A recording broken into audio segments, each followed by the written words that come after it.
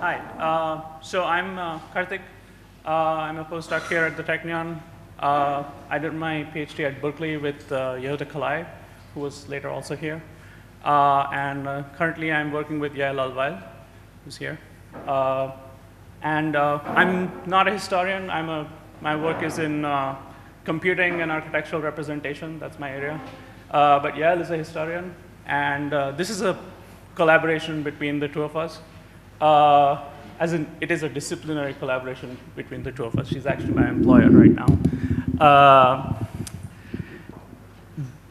So we've been trying to think of this problem of the archive. And an archive is of interest to both historians and people in computing, in architecture. And this is actually a nice opportunity to speak to an audience which is probably not architects. Is that fair? Right, so this is good for us because we speak to our own kind and we get a certain kind of feedback. So this is ongoing work. Now, since about the 15th century was when architecture left the site, architects left the site and sort of went into the office. You know, and some people call it the Albertian shift. Architects have worked with drawings, and since Descartes and the combination of algebra and geometry, basically, the drawing has been sort of the 3D geometry has been sort of the analytical base on which all architectural problems are considered in the office. You know, so since computing, this tradition has continued. And basically, if you want to think about what architects do, then basically they start with geometry, and then they add sort of other information to their, and depending on what kind of problems they have, and they build models, and they build simulations, or they build optimizations, or they do all sorts of things. And you know, Grasshopper and Rhino, if you guys use it in architecture offices, this is basically what they do, right? And you know, building information models do this in a different way. And you know, we won't go into that, but there are sort of varying degrees of success in varying sort of domains. I think when it comes to physical phenomena, the models are better because you know, the physicists have developed them and they're developed in other disciplines. With social phenomena, the models are not as good.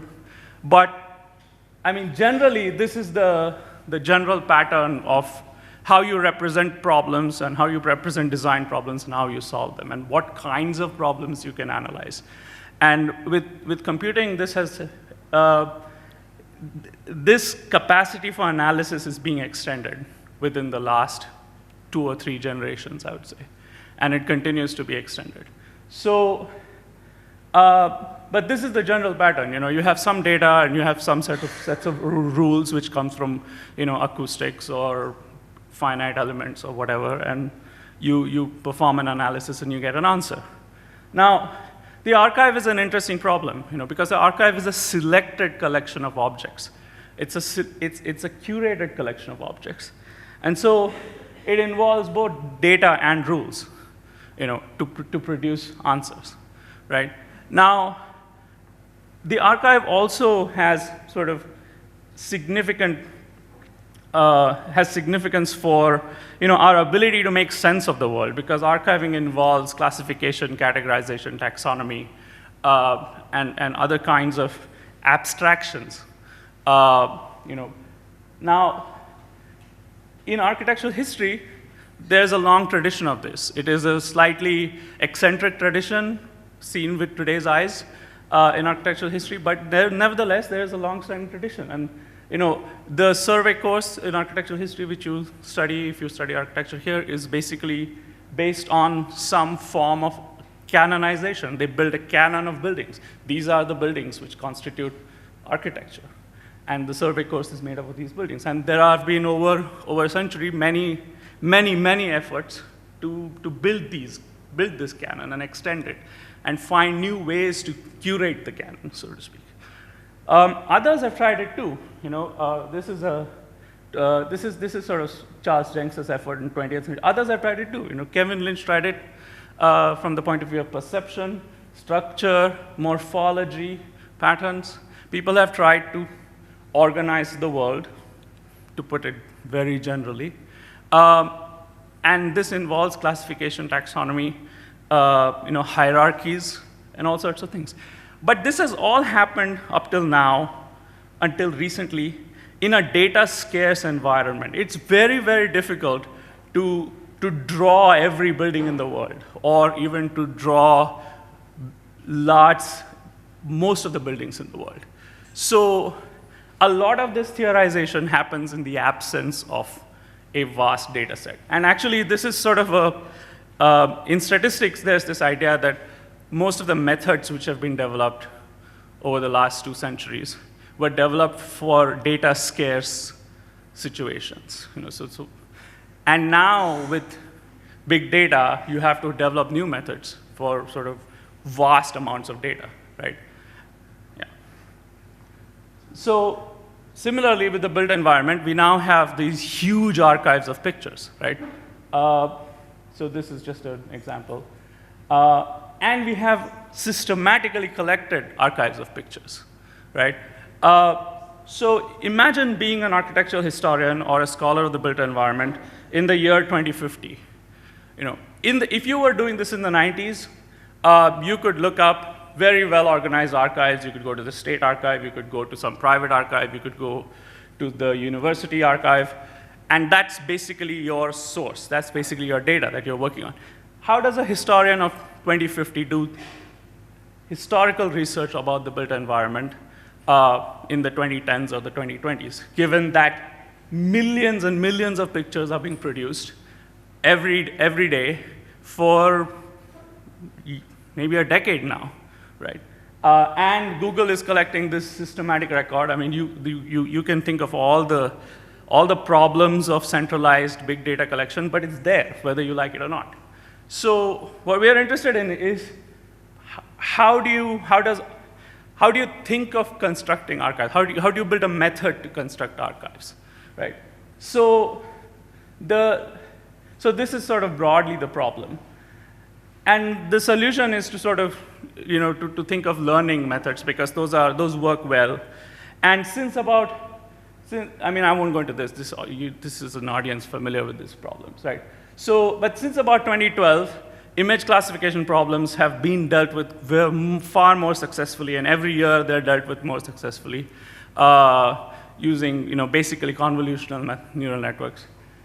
And so what we tried to do is to look at Tel Aviv in the postmodern period, which is sort of the 1980s roughly, and to try and categorize buildings in Tel Aviv based on features. Now, normally the way a historian would do this is to say that, well, here's what I think, here's the theory of what a postmodern building is, and I'm going to go look at a small set of canonical examples, and I'm going to say that, okay, well, these are the buildings which define the postmodern period in Tel Aviv.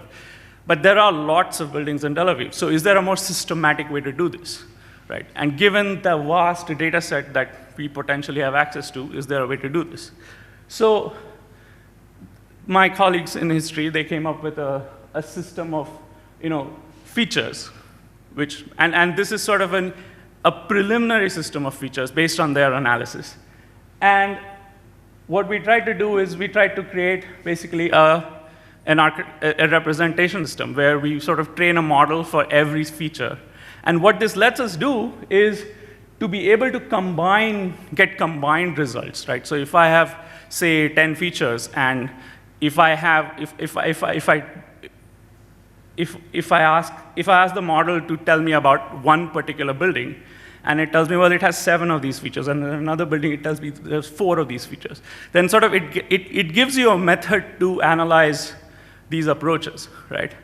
And it gives you a way to test your hypotheses about, well, we started with these 12 features in the beginning, and are they good features, right? Or are other features good features, right? And this sort of gives you a mechanism to sort of test your purposes and test your questions as a scholar of the built environment, right? So we tried this, and we have some problems with the size of the data set. So right now I built this dummy data set, and just to see if it works, right? And this is not news. This is just confirming what convolutional neural networks. So they get about 95% of the guesses right, which is a pretty good. I mean, it's not good enough for driverless cars, but it's good enough for our purposes, right? So this is the basic structure of the method, right?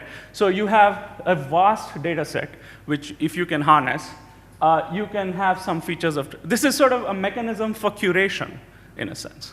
This is a methodology for, and this sort of potentially can shape how you do architecture and what kind of questions you can ask. So right now we're in the process of. I've been building this, and this is a data collection website which we hope to host somewhere. And so, because curation is an expert act. It's not vast data collection. You want the historian to be able to browse a vast data set, right? So this is what we're doing right now. Thank you.